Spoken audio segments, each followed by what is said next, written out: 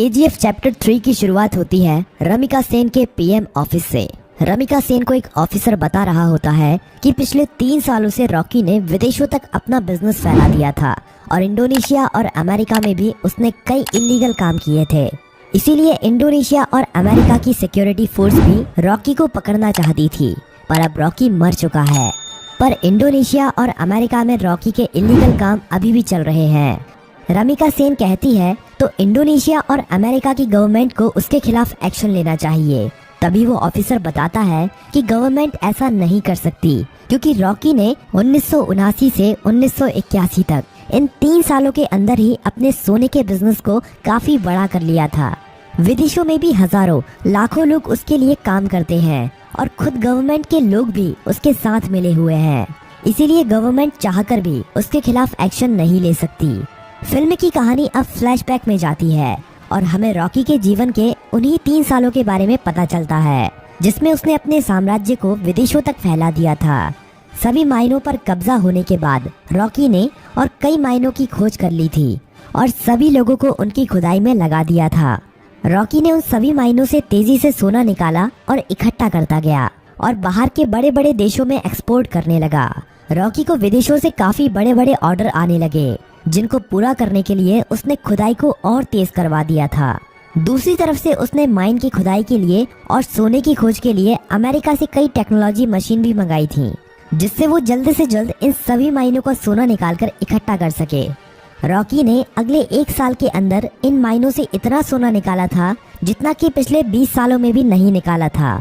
दूसरी तरफ रॉकी ने अपने इलाके को एक इंडस्ट्रियल एरिया बना लिया था और माइन में काम करने वाले लोगों के लिए उसने अच्छे घर, स्कूल, कॉलेज, अस्पताल सब कुछ बना दिए थे। इसीलिए खुदाई करने वाले लोग उसे काफी पसंद करते थे और उसके लिए अपनी जान देने के लिए भी तैयार थे। धीरे धीरे करके रॉकी का साम्राज्य बड़ा ही होता जा रहा था। विदेशों में सोने का एक्सपोर्ट करते करते रॉकी की जान पहचान भी विदेशों की सरकार से भी हो गई और सरकारों के कई लोग रॉकी के साथ मिल गए। रॉकी कई बार इंडोनेशिया और अमेरिका में भी गया था। वहाँ पर भी उसने अपने सोने के साम्राज्य को काफी बड़ा कर लिया था। इस साम्राज्य को फैलाने में सरकार के कई लोगों ने उसकी मदद की थी और रॉकी ने एक गैंग अपनी इंडोनेशिया में और एक अमेरिका में भी खड़ी कर ली थी और रॉकी ने इन गैंग के लिए अपना एक एक लीडर भी बना लिया था और रॉकी उन सभी का राजा बन गया था। इस तरह से रॉकी ने अपने साम्राज्य को विदेशों तक फैला दिया था। अब कहानी फ्लैशबैक से बाहर आती है और हमें दिखाया जाता है कि जब रमिका सेन ने भारत में रॉकी के साम्राज्य को खत्म कर दिया था और रॉकी अपना सारा सोना लेकर समुद्र के बीच में चला गया था, वहाँ पर रॉकी ने इंडियन नेवी को खुद मैसेज करके उसे मारने के लिए कहा था। तब इंडियन नेवी ने रॉकी के शिप पर मिसाइल छोड़कर रॉकी को मार दिया था, पर रॉकी वहाँ पर मरा नहीं था। रॉकी का सारा सोना उसी समुद्र की गहराइयों में उसी जहाज में दफन है और रॉकी को अमेरिका के सबमरीन ने बचा लिया था। ये सबमरीन अमेरिका के एक बिजनेसमैन की थी, जिसे रॉकी ने उन 3 सालों के बीच में अपना पार्टनर बना लिया था। रॉकी अब अमेरिका में सबसे छुपकर रह रहा था और वो महीने में कभी कभी इंडिया भी किसी को फोन करता था कि केजीएफ का क्या हुआ, केजीएफ को ठीक होने में कितना समय लगेगा। अब कहानी इंडिया में शिफ्ट होती है और हमें दिखाया जाता है कि सलार केजीएफ के तबाह होने के बाद केजीएफ को दोबारा से खड़ा कर रहा है और जो लोग बच गए थे उन सभी लोगों के साथ मिलकर रॉकी के साम्राज्य को दोबारा से खड़े करने में लगा हुआ है। सलार ये सभी रमिका सेन से छुपाकर कर रहा है, पर बहुत जल्द रमिका सेन को भी इसके बारे में पता चलने वाला है। धीरे धीरे करके सलार रॉकी के साम्राज्य को दोबारा से खड़ा कर देता है और दोबारा से माइनों में खुदाई शुरू हो जाती है। अब सलार रॉकी को फोन करता है और कहता है, मालिक, हमने आपका साम्राज्य दोबारा से खड़ा कर दिया है। जिस तरह आपने कहा था, अब आपके लौटने का समय आ चुका है। रॉकी कहता है, सलार, तुम्हारे लिए मेरे पास एक काम और है। तुम्हें उस सोने को समुद्र से निकालना है जो हमने इतने सालों से वहाँ पर छुपा के रखा है। वो हमारी माइनों से ही निकला हुआ सोना है। इसे हमें किसी भी कीमत पर समुद्र से निकालना है। इस सोने की मदद से ही मैं दोबारा से भारत में अपने साम्राज्य को खड़ा करूँगा। सलार सोने को समुद्र से निकालने के काम में लग जाता है और इंडिया में अब एंट्री होती है रॉकी की।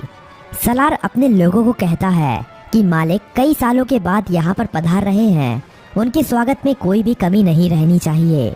किसी को नहीं पता था कि ये मालिक कौन है। रॉकी अकेला ही अमेरिका से आ रहा होता है। केजीएफ में रॉकी का स्वागत धूमधाम से किया जाता है। सभी लोग रॉकी को देखकर हैरान थे क्योंकि उन्हें लग रहा था कि रॉकी मर चुका है, लेकिन रॉकी तो अभी जिंदा है। रॉकी अपनी माइनों का काम देखने के बाद सीधा मिलना चाहता था रामिका सेन से। सलार कहता है कि हम भी उसके साथ चलेंगे, पर रॉकी कहता है कि नहीं, मैं अकेला ही मिलने जाऊंगा। रॉकी अकेला ही अपनी रोल्स रॉयल कार में जा रहा होता है। तभी नाके पर पुलिस उसे पकड़ लेती है। पुलिस वाले जानते नहीं हैं कि वो रॉकी है। वो रॉकी के पास लाइसेंस न होने की वजह से और ओवर स्पीडिंग होने की वजह से थाने ले जाती है। वहाँ पर रॉकी कुछ नहीं बोलता, बस अपने आदमियों को फोन कर देता है। थाने में बड़ा ऑफिसर आता है और रॉकी से चिल्लाकर बात करने लगता है। तभी पूरा पुलिस स्टेशन हिलने लगता है और कई हेलीकॉप्टर और बंदूक लेकर रॉकी के आदमी यहाँ पहुँच जाते हैं। उन आदमियों से एक आदमी रॉकी का लाइसेंस लेकर थाने के अंदर आता है और पुलिस को लाइसेंस दिखाता है। पुलिस वाला लाइसेंस पर रॉकी का नाम पढ़कर हैरान रह जाता है और रॉकी को वहाँ से जाने देता है। रॉकी अब सीधा रमिका सेन से मिलने के लिए जाता है। रॉकी के पहुंचने से पहले वो पुलिस वाला रमिका सेन तक ये खबर पहुंचा देता है कि रॉकी अभी भी जिंदा है। रमिका सेन ये खबर सुनकर हैरान हो जाती है कि अभी तक रॉकी कैसे जिंदा है। रमिका सेन को ये खबर भी मिल जाती है कि रॉकी के यहाँ आने से पहले किसी ने केजीएफ को दोबारा से खड़ा कर दिया है और केजीएफ से अभी भी खुदाई करके सोना निकाला जा रहा है। अब पीएम ऑफिस में एंट्री होती है रॉकी की। सभी लोग रॉकी को देखकर हैरान थे। रॉकी सीधा मिलने जाता है रमिका सेन से। रॉकी रमिका सेन से कहता है कि मैंने कहा था ना, युद्ध हुआ तो जीतूंगा मैं, और जीत मेरी ही हुई है। रमिका सेन कहती है कि अच्छा है, तुम जिंदा हो, अब मैं तुम्हारे सामने ही तुम्हारे केजीएफ को तुमसे छीन लूंगी। रॉकी कहता है कि उसकी नौबत ही नहीं आएगी। रमिका सेन रॉकी की इस बात को समझ नहीं पाती। तभी रॉकी वहाँ से चला जाता है। अगले कुछ ही दिनों में रॉकी रमिका सेन की सरकार गिरा देता है और सरकार में अपनी पार्टी को जिताकर अपने आदमी को प्रधानमंत्री बना देता है। रॉकी अब दोबारा रमिका सेन को फोन करता है और कहता है कि अब क्या करोगे, अब तो तुम्हारी सरकार भी नहीं रही। रमिका सेन कहती है कि अब मेरी जिंदगी का एक ही मकसद है, तुम्हारी मौत। रमिका सेन रॉकी के सभी दुश्मनों को इकट्ठा करती है। रमिका सेन इनायत खली से भी हाथ मिला लेती है और जितने भी रॉकी के देश विदेश में दुश्मन थे सभी को इकट्ठा करके रॉकी को मारने का प्लान बनाती है। रॉकी को मार पाना आसान नहीं था। रॉकी जितना अकेला खतरनाक था, उससे ज्यादा खतरनाक उसके गैंग के लोग थे। रमिका सेन को इंडोनेशिया और अमेरिका की गवर्नमेंट से भी सपोर्ट मिलता है, लेकिन रॉकी जानता था कि रमिका सेन उसके केजीएफ को तबाह करने में अपना पूरा जी जान लगा देगी। रमिका सेन जानती थी कि रॉकी को उसके केजीएफ में घुसकर मार पाना अब काफी ज्यादा मुश्किल हो गया है, क्योंकि अब रॉकी ने अपने केजीएफ में मिसाइलों को रोकने के लिए अपने केजीएफ के चारों तरफ रडार सिस्टम और काउंटर मिसाइल रख दी हैं। अब अगर कोई भी उसके केजीएफ के अंदर घुसने की कोशिश करेगा तो वो मारा जाएगा। रमिका सेन जानती थी कि रॉकी को मारने के लिए उसको केजीएफ से बाहर निकालना पड़ेगा और अकेले रॉकी के मरते ही उसका सारा साम्राज्य खत्म हो जाएगा। इंडिया में अपनी गवर्नमेंट खड़ी करने के बाद इंडिया की गवर्नमेंट रॉकी के लिए एक काफी बड़ी पार्टी रखती है। इस पार्टी में विदेशों के बड़े बड़े बिजनेसमैन, बड़ी बड़ी गवर्नमेंट के लीडर आते हैं। रॉकी की सिक्योरिटी के लिए इस पार्टी में काफी ज्यादा सिक्योरिटी लगी हुई थी। रॉकी पार्टी में पहुंच जाता है। थोड़ा नाच गाना होने के बाद पार्टी में एंट्री होती है रमिका सेन की। रॉकी से थोड़ी बातचीत करने के बाद रमिका सेन कहती है कि अब समय आ गया है कि तुम्हारे साम्राज्य को यहीं पर खत्म कर दिया जाए। पर तभी रॉकी के चारों तरफ हजारों लोग उसके ऊपर बंदूक तानकर खड़े हो जाते हैं। रॉकी की खुद की गवर्नमेंट उसे धोखा दे देती है और विदेशों से आए हुए बिजनेसमैन भी उसकी मौत का तमाशा देखने के लिए वहां पर आए हुए थे। सभी विदेशों के बिजनेसमैन चाहते थे कि रॉकी की मौत होने के बाद वो केजीएफ पर कब्जा कर लेंगे और अपने बिजनेस को फैलाएंगे और ढेरों पैसा कमाएंगे।